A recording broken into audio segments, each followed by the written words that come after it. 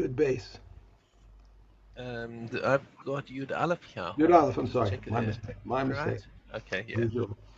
If he gave truma from demai for demai, from demai for definitive tevel, it is truma. But he must give truma again from definite tevel for definite tevel for demai. It is truma, but it may not be eaten until he has given truma and mices for it.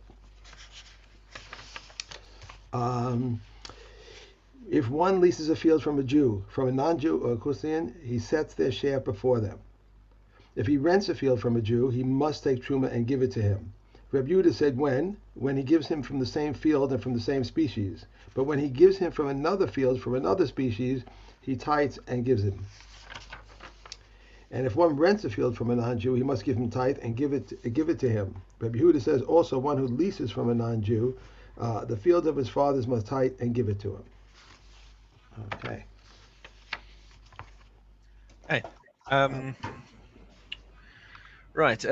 Kohen v'Levi shekiblu sadem Israel. So the landowner is Israel, and the worker is a Kohen or a Levi. Kishem shecholkin b'chulin, just the same as they split the chulin. So if they're doing 50-50 on the chulin, kach cholkin b'truma. They also split the truma in the same direction, and according to the Tanakama, the Kohen or the Levi has no specific claim on the truma that the landowner is going to separate from his produce.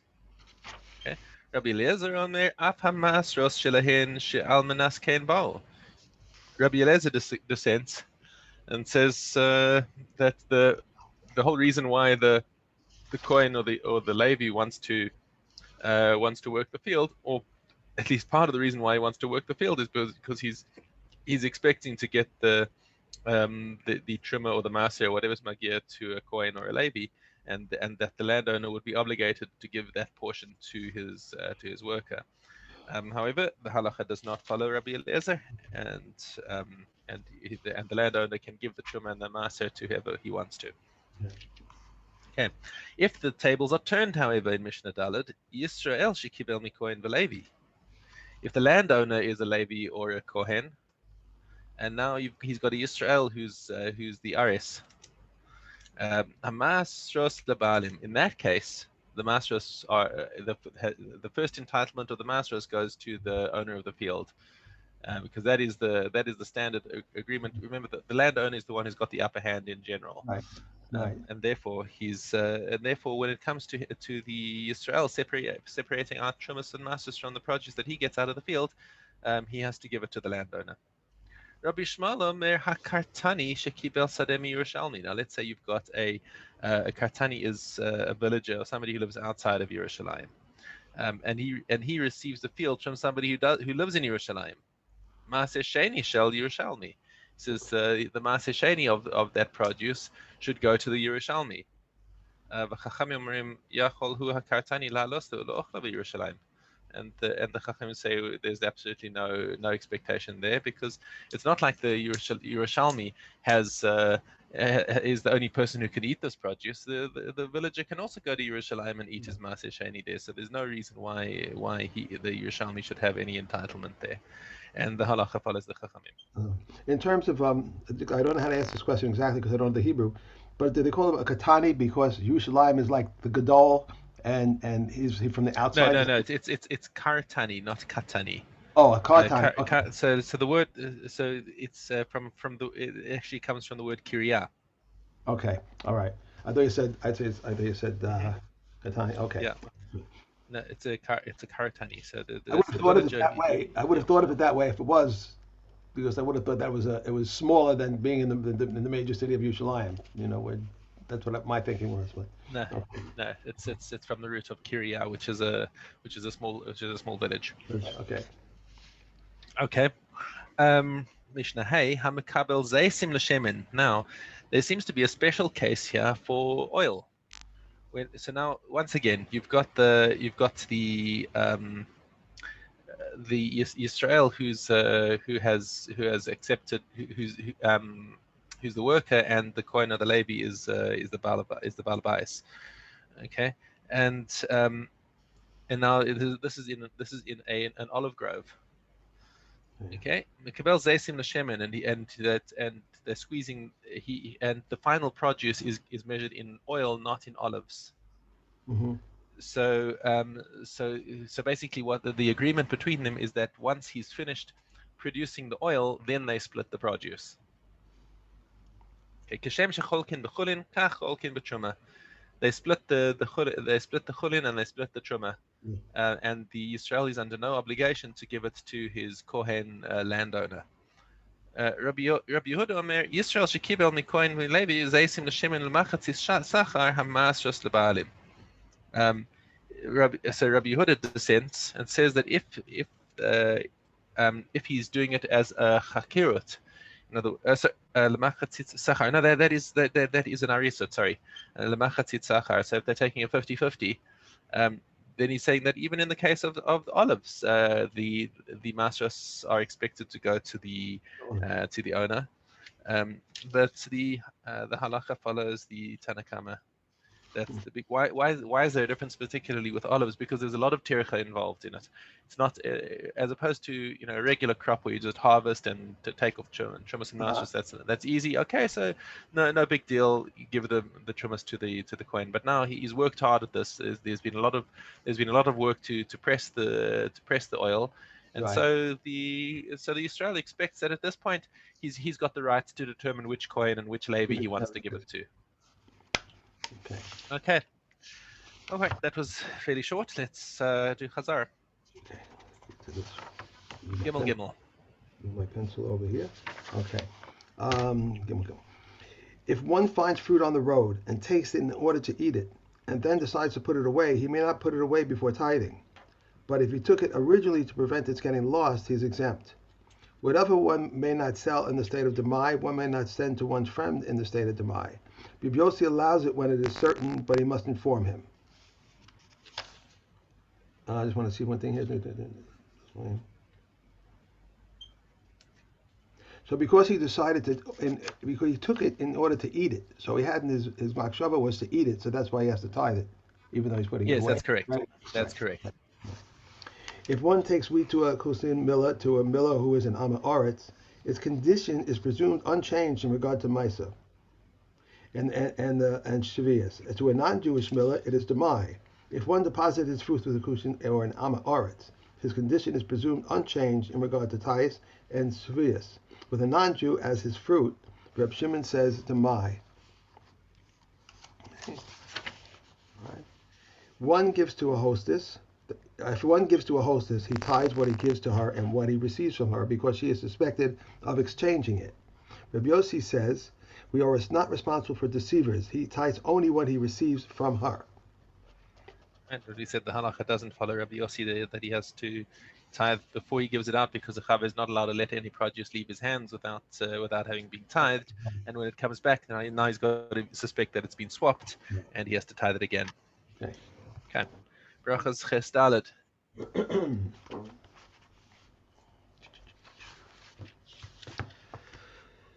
Beit Shammai says the room is swept first, and afterwards the hands are washed. Beis Hillel says the hands are washed, and then the room is cleaned. Okay, and there the machlokes between Beis Hillel and Beis Shammai was: are you allowed to employ an Am Haaretz as your shamash? Because an Am Haaretz won't, a chaver will know that you have to pick up all of the pieces of bread that are bigger than a kazayas before you can do the ma'im achronim, so that you don't actively destroy a significant piece of bread.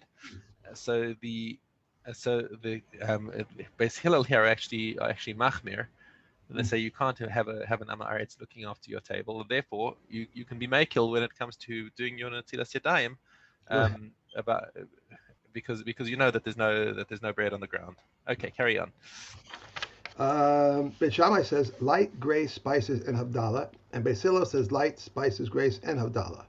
Beit Shammai says who has created the light of the fire, and Beit Hillel says who creates the lights of the fire. That's a more familiar nisaf borei or ha'esh as opposed to shibaram or ha'esh. Okay.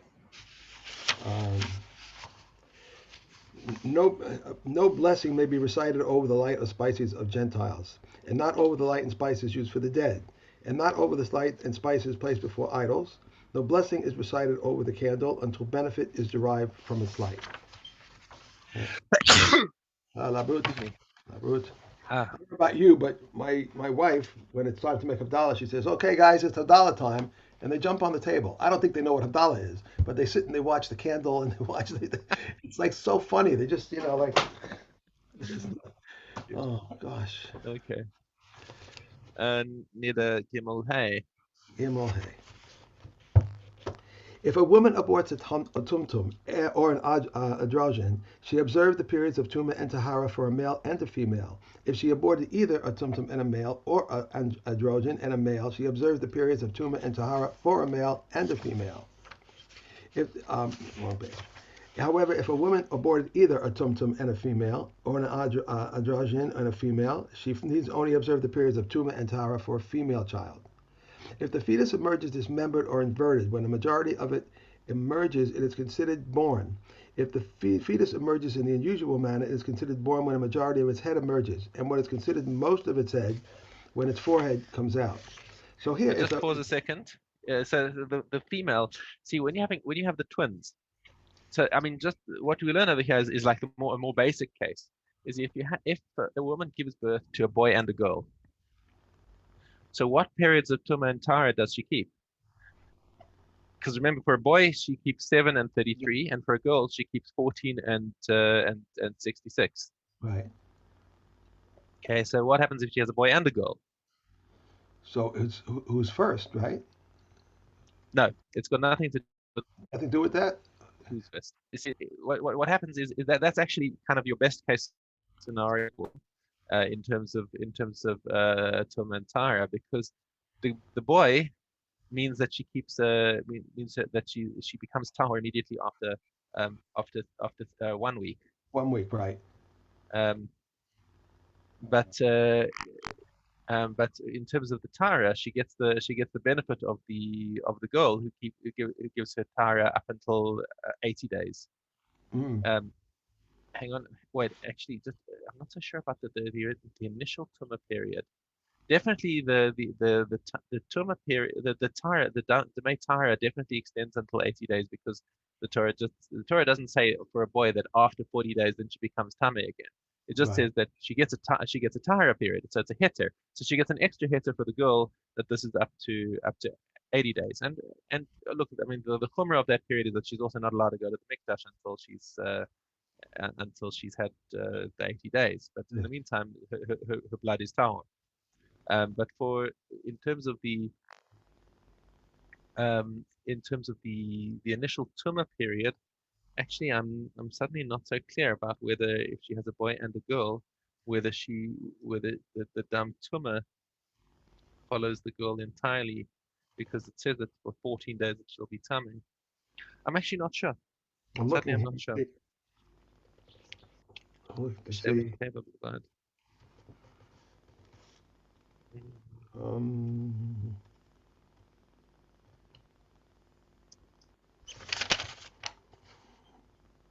I'm not seeing.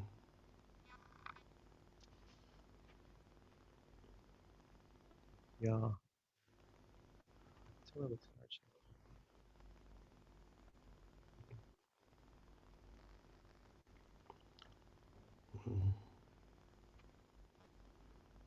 Yeah, it's probably going to follow the female then. I'm just thinking it's probably going to follow the female that she stays tummy Mm. for 2 weeks. Uh, And if a technically, woman has yeah, a C-section, so she's yes, tummy. Obviously, she's yeah. tummy. But Mhm. here it's saying if a fetus emerges dismembered or inverted, so that would mean like a breech birth, right? Hang on, which part mechutach? Yeah, a breech Sorry, birth. So the baby's inverted. So no, the but that's majority no, of it is no. Which part of the Mishnah are you looking at? the last. Let me see. The last paragraph. Yeah, that's yatsa kedarko ad sheyetze rav rosha. If Mhm. the okay, oh right, yatsa okay, yatsa mechutach. Now, first, so if the baby is dismembered, that's talking chas v'shalom Right. about a stillborn. Then once the tumor only kicks in once the majority of the baby has come out. Right. But if the baby is born naturally, then as soon as most of its head is out, then the mother, then the tumor affects the mother. But here, if it says inverted, dismembered or inverted, inverted would mean a breech birth. Mesoras. The feet, with the feet come Sheyatsa out. shalem abal. Oh, you're right. You're right. That you're correct. That mesoras is a breech birth. Correct.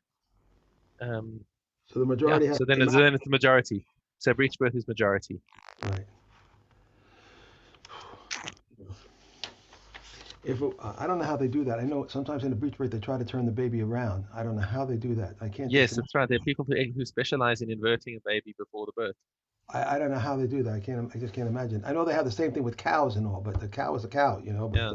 a woman, I just can't imagine. It must be one of I them. guess if you know where the shape of the baby is, and you just like do a bit of massage and push and prod, and eventually the baby just kind of flips over.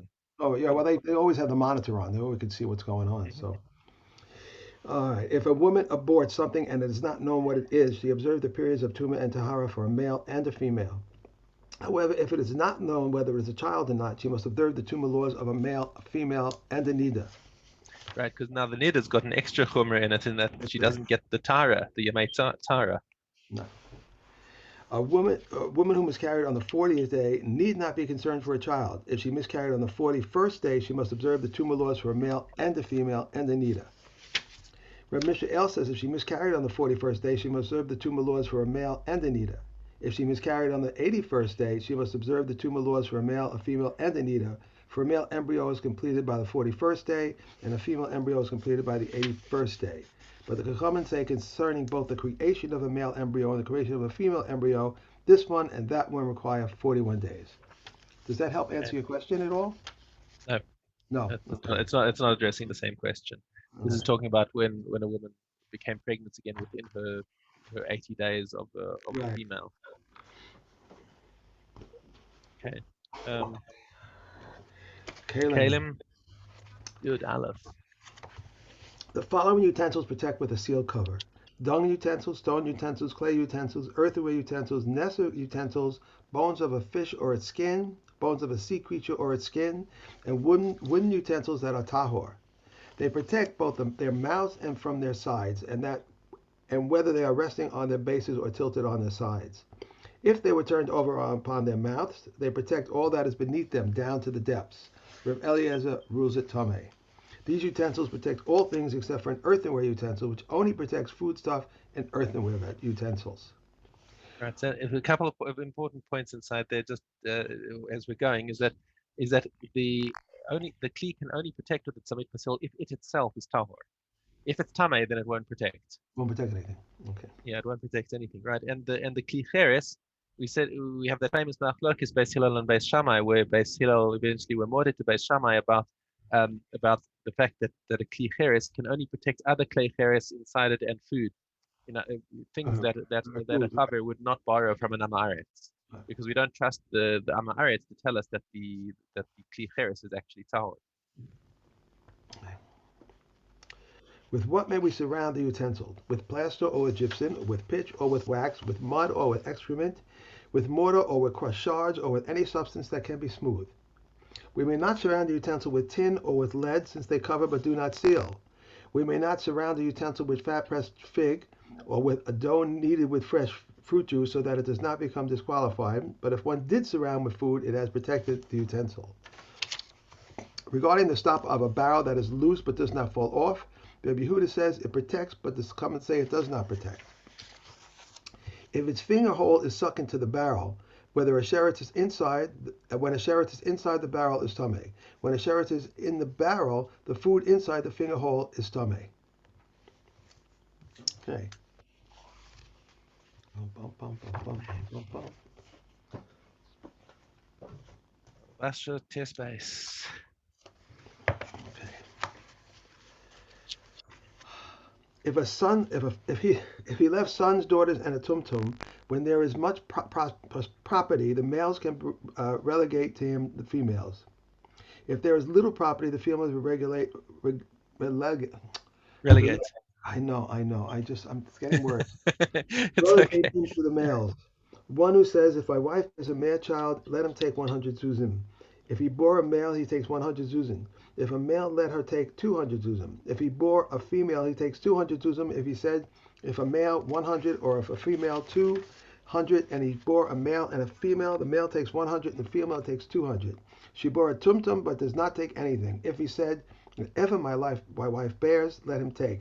He takes, and if there is no other heir but him, he inherits everything. If he left sons who are of age as well as minors, if those of age improve the properties, they improve them for the common estate. If they said, see what our father left us, we shall labor and eat for ourselves, they have improved them for themselves. Similarly, a wife who improved the properties improved them for the common estate. If she said, see what my husband left me, I shall labor and eat for myself, she has improved them for herself. In other words, the people who are working on things that were left to them in the estate, they have to specify unless they've actually divided up the estate. Right. They have to stipulate that they're doing things for themselves, in order to get the benefit just for themselves. Okay. If brothers were partners and one of them happened into a profession, it belonged to the common estate. If he fell in and was healed, he is healed from his own money.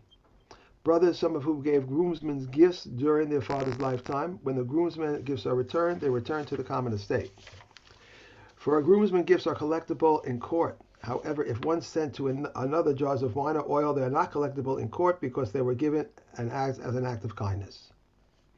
Why aren't the other gifts collectible? Why aren't the other gifts?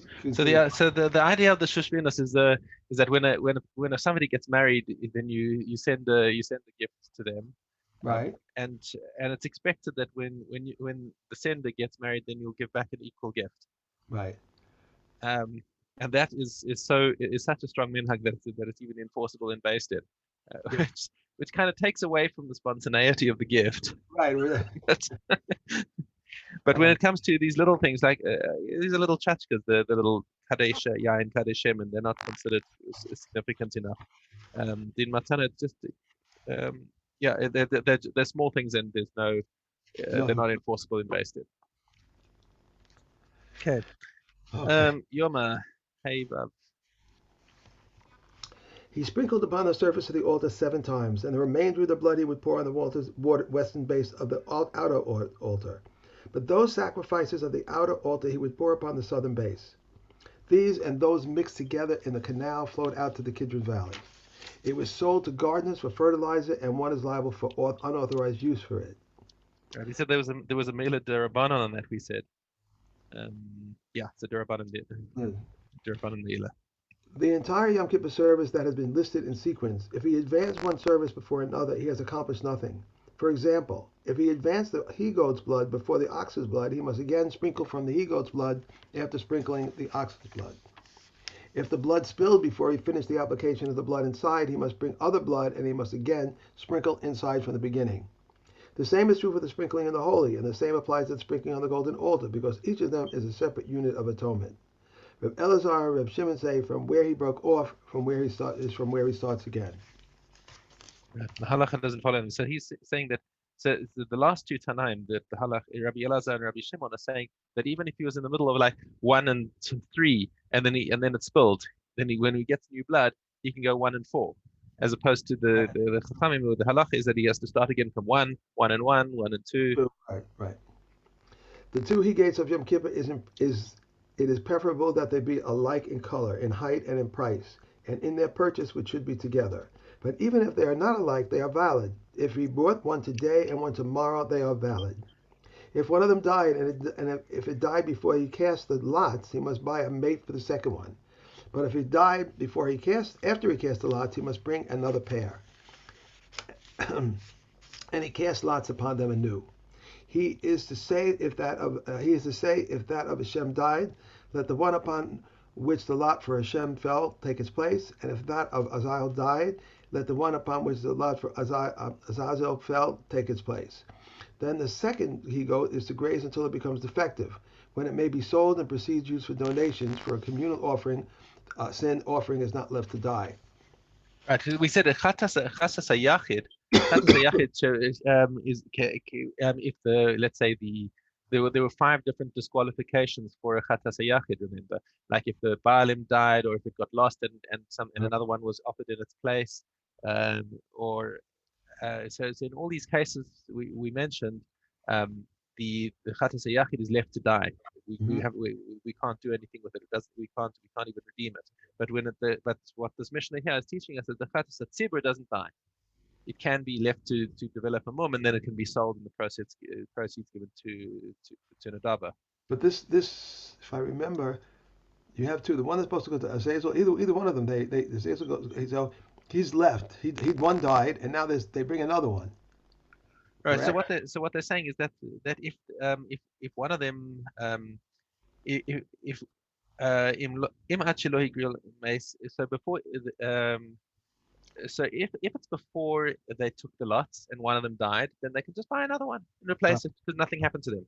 Now, if they've already done the Hagrala and one of them is Lashem and one of them is Lazazel, okay, so then what you have to do is you have to bring another pair and do the whole Hagrala again, and um and the one that's is this Allah Lashem. So from the second pair, then the one that's Lashem should take the place of the one that died, and the second one must go to pasture.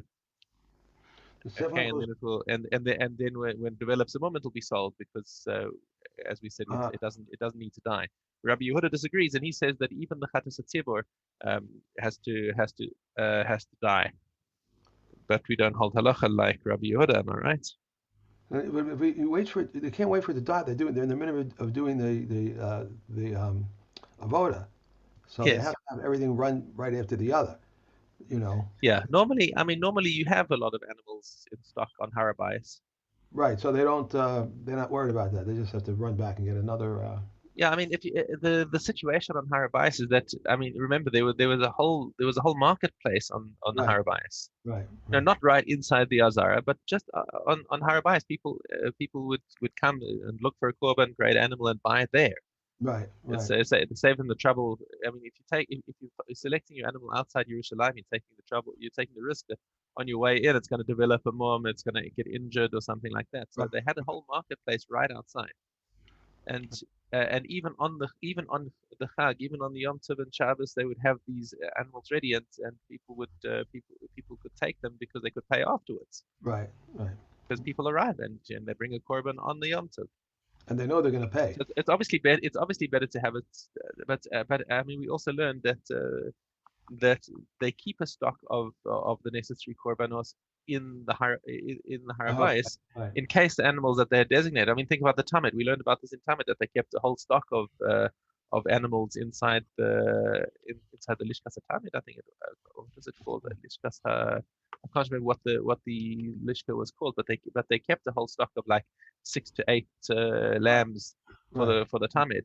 So presumably they would do the same on Yom Kippur and make sure that they had They stock had, yeah. behind in case anything went wrong with the Syrian. And they have that big walk anyway, so anything could happen anyway on that walk from the Har over to It's not um, such a big from Harabais to the Mikdash. I mean, the Mikdash is sitting in Harabais, so it's a no, very I such a mean big walk. when they go to Azazel, when they go there, that's a large walk. That's what they have. Okay, now that right. So that's after the animal's already been designated. Yeah. And they have to cross the Um, bridge anyway. They cross that bridge to go over to the yeah, I other. mean that's a long walk. That's a long walk to Right, get right. to the cliff. Anyway, carry on. All right, where were we? Okay. Do we finish this? No. Yeah, we finished that one, right? No, it says Rabbi Yehuda says it must Rabbi die, and Yehuda then it should be left to die. Rabbi Yehuda also said if the blood of the he-goat for Hashem spilled, then the one designated to be sent to Azel is left to die. If the one which was sent away died, the blood of the he-goat for Hashem must be poured out. Okay, I think and the halacha follows the Tanakhama, and that that's it. is the end of our Mishnah for the day. Yeah. All right. Okay, all Tomorrow, right. what's Thursday? Um, Thursday. What's Thursday? No, next Mitzvah Thursday. Hashem. Next Thursday We is. shall see you tomorrow. See you tomorrow, Mr. Hashem. Have a great day. And I'll Okay. see you. Thank you. Bye. Bye.